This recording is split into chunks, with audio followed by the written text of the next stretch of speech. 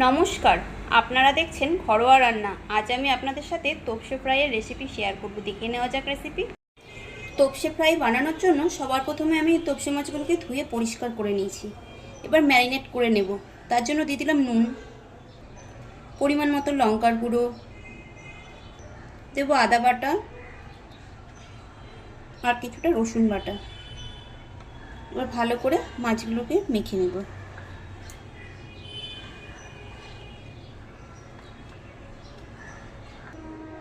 আধ ঘন্টা এভাবে রেখে দেব। তোপসে ফ্রাইগুলোকে ভাজার জন্য এবার একটি ব্যাটার রেডি করে নেব। তাই নিয়েছি এখানে বেসন, দিয়ে দেব চালের গুঁড়ো। বেসন এখানে 2 ভাগ, চালের গুঁড়ো 1 ভাগ, এই মাপে আমি নিয়েছি। দিয়ে দেব পরিমাণ মতো নুন, লঙ্কা গুঁড়ো, দেব হলুদ গুঁড়ো। এবার এই শুকনো উপকরণগুলোকে ভালো করে একটু মিশিয়ে নেব। তারপর জল দিয়ে একটি ঘন ব্যাটার তৈরি করে নিচ্ছি মেখে নিয়ে।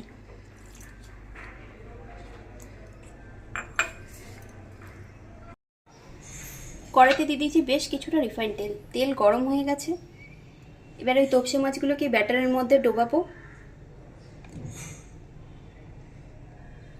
এই নিয়ে গরম তেলের মধ্যে ছেড়ে দেব।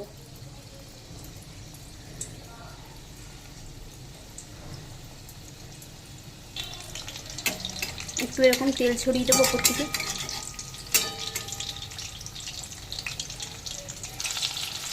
একটু ভাজা হয়ে গেলে মাছটাকে আস্তে করে এরকম উল্টে দেবো মাছগুলোকে।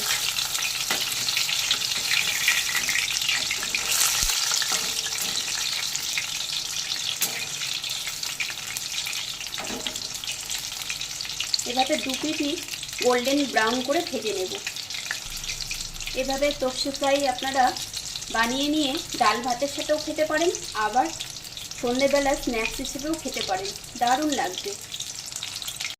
তোপসে ফ্রাইগুলোকে আমি প্লেটে সার্ভ করে নিয়েছি। আপনারা ওইভাবে বানিয়ে নেবেন, আশা করছি আপনাদেরও ভালো লাগবে। রেসিপি দেখে ভালো লাগলে লাইক ও কমেন্ট করে অবশ্যই জানাবেন যে আমার রেসিপি দেখে আপনাদের কেমন লাগছে। সবাই ভালো থাকবেন। আজ এই পর্যন্তই।